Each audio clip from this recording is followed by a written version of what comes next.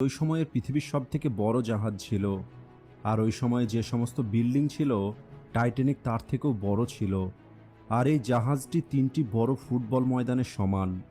Titanic জাহাজের সম্পূর্ণ নাম হলো রয়্যাল ম্যান শিপ, অর্থাৎ RMS টাইটানিক। এই জাহাজটিকে এমনভাবে ডিজাইন করা হয় যে এই জাহাজে একবারে 2500 লোক যাত্রা করতে পারবে। এই জাহাজের সবথেকে স্পেশাল দিক হলো এটা পৃথিবীর সবথেকে দ্রুত চলতে পারা জাহাজ। টাইটানিকে যে হর্ন লাগানো হয়েছিল সেটাকে 15 কিলোমিটার দূর থেকে শোনা যেত। টাইটানিককে তৈরি করার দায়িত্ব হোয়াইট স্টার লাইন কোম্পানি নেয়।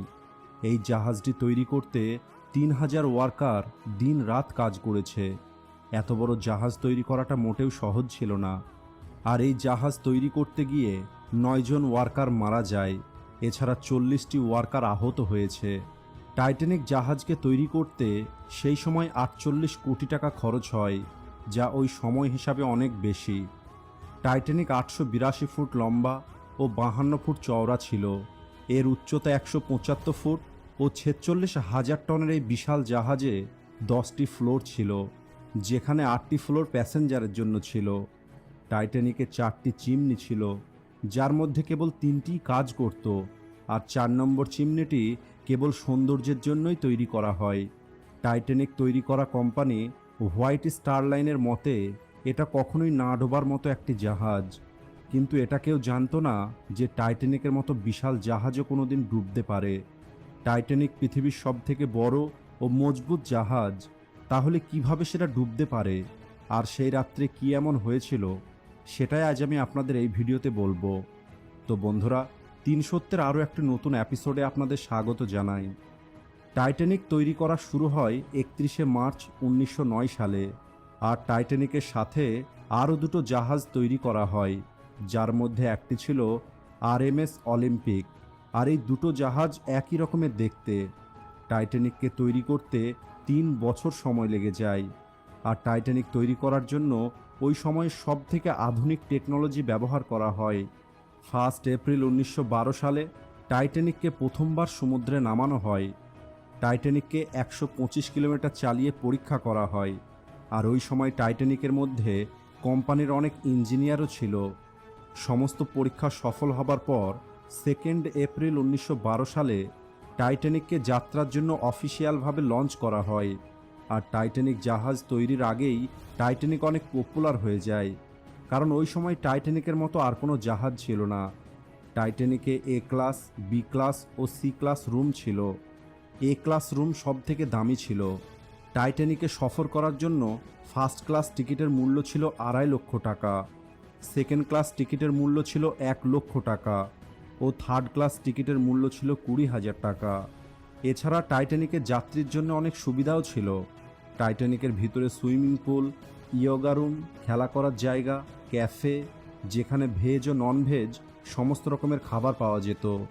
এছাড়া টাইটানিকে ফার্স্ট ক্লাস ও সেকেন্ড ক্লাস যাত্রীদের জন্য আলাদা আলাদা লাইব্রেরি ছিল। এছাড়া ফার্স্ট ক্লাস ও সেকেন্ড ক্লাস যাত্রীদের জন্য 4টি লিফট ছিল। এছাড়া টাইটানিকে অ্যাডভান্স ইলেকট্রিসিটি লাগানো হয়। টাইটানিক তার প্রথম যাত্রার জন্য রেডি হয়। আর টাইটানিক তার প্রথম যাত্রাটা ইংল্যান্ডের সাউথ হেপটিন্স থেকে আমেরিকার নিউ ইয়র্ক পর্যন্ত যাবার ছিল। আর টাইটানিকের ক্যাপ্টেন ছিল এডওয়ার্ড জন স্মিথ। 10 এপ্রিল 1912 সাল দুপুর 12টার সময় টাইটানিক 2200 যাত্রী নিয়ে যাত্রা শুরু করে। টাইটানিকে থাকা যাত্রীদের মধ্যে তখনকার অনেক ধনী কিছু লোক ছিল।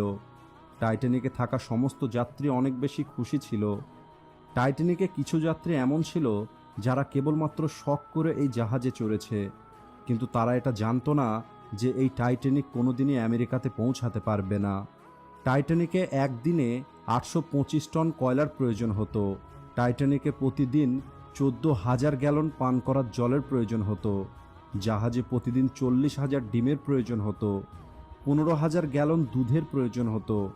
এছাড়া জাহাজে 20,000 বিয়ার ও 1,500 বোতল ওয়াইন ছিল। এছাড়া রোজ 8,000 সিগারের প্রয়োজন হতো। যখন টাইটানিক মাঝ সমুদ্রে আসে, চারিদিকে জোরে হাওয়া চলছিল, যার কারণে হালকা ঠান্ডা ছিল। আর তখন টাইটানিকের স্পিড বাড়ানোর জন্য বলা হয়, যাতে টাইটানিক সময়ের আগে আমেরিকা পৌঁছে যায় আর যাত্রী ও মিডিয়াকে অবাক করে দেয়। টাইটানিকের যাত্রা শুরু করা 3 দিন পার হয়ে যায়, আর টাইটানিকে একটি ছোট্ট দুর্ঘটনাও ঘটে যায়। টাইটানিকের নিচের একটি চেম্বারে 3 দিন থেকে আগুন লেগে আছে, যা টাইটানিকের জন্য বিপজ্জনক হতে পারত। টাইটানিককে যখন ছাড়া হয় তখনই এই আগুনটা লাগে, আর এটা সমস্ত অফিসাররাই জানতো। আর আগুন জ্বলার পরেও যাত্রীদের এটা জানানো হয়নি, কারণ এটা যাত্রীরা জানতে পারলে হয়তো টাইটানিকের যাত্রাটা বাতিল করতে হতো। আর টাইটানিকের সমস্ত টিকিট বিক্রি হয়ে গেছে, তাই অনেক লোকসান হয়ে যেত। আর এই কারণেই ওই আগুনকে ইগনোর করে টাইটানিক তার প্রথম যাত্রা শুরু করে।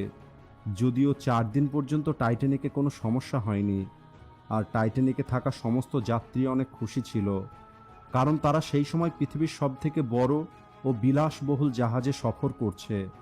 আর পঞ্চম দিনে টাইটানিক আটলান্টিক মহাসাগরে পৌঁছে যায়। 14ই এপ্রিল 1912 সাল, রবিবার রাত্রে সমুদ্র অনেক শান্ত ছিল। আকাশে সেদিন কোনো চাঁদ ছিল না, আর চাঁদ না থাকার কারণে ক্যাপ্টেন দূরের কোনো কিছু পরিষ্কার দেখতে পাচ্ছিল না, আর সামনে দেখার জন্য কোনো দূরবীনও ছিল না।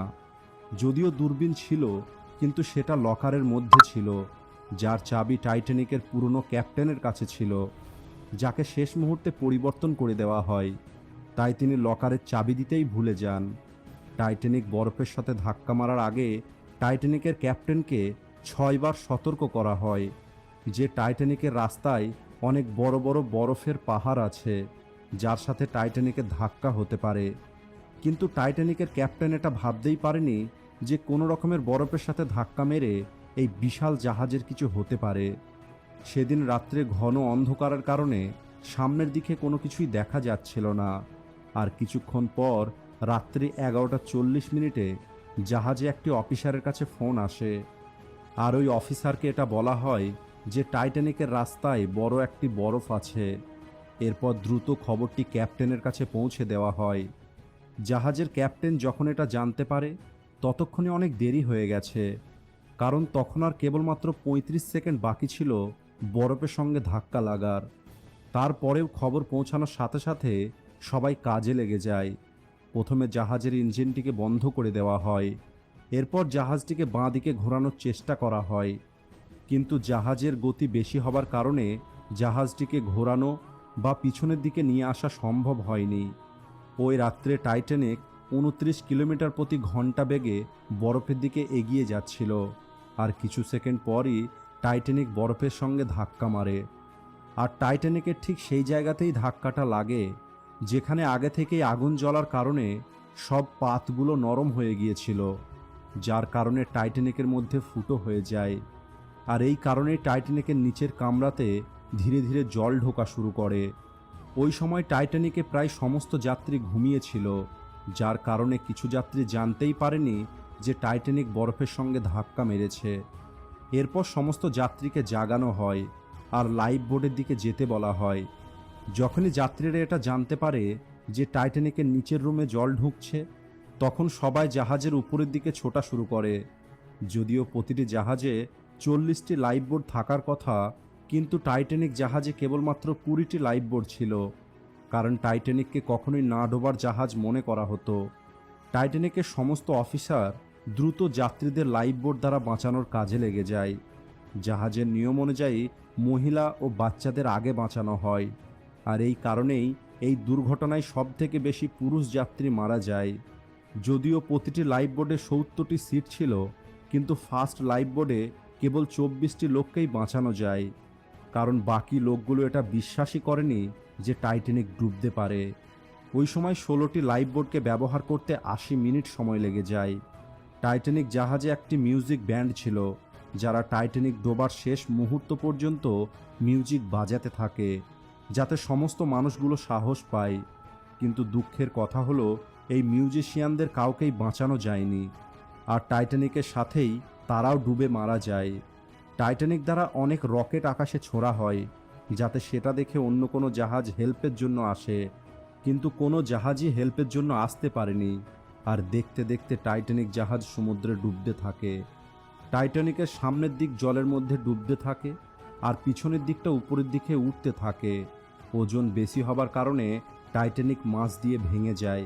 আর 15ই এপ্রিল রাত 2:20 3 ঘন্টায় টাইটানিক সমুদ্রের মধ্যে ডুবে যায়। আর এর সাথে 1,500 লোক তারা তাদের জীবন হারায়। যদিও বেশিরভাগ লোকের কাছে লাইফ জ্যাকেট ছিল, কিন্তু ওই রাত্রে অতিরিক্ত ঠান্ডা হবার কারণে জলের তাপমাত্রা -2 ডিগ্রি সেলসিয়াসে পৌঁছে যায়। আর এই কারণেই মাত্র 10 মিনিটের মধ্যেই সবাই মারা যায়। আর এই দুর্ঘটনায় কেবল 709 জনের জীবন বাঁচানো সম্ভব হয়, কারণ টাইটানিকে কেবলমাত্র 20টি লাইফ বোট ছিল, যদিও টাইটানিকে 65টি লাইফ বোট থাকার কথা। এই ঘটনার পর অন্য একটি জাহাজ সকাল 4টের সময় পৌঁছায়, কিন্তু তখন অনেক দেরি হয়ে গেছে। যদি ওই সময় টাইটানিকে কোনো দূরবীন থাকতো, তাহলে হয়তো সেদিন টাইটানিক ডুবতো না, আর 1,500 লোককে তাদের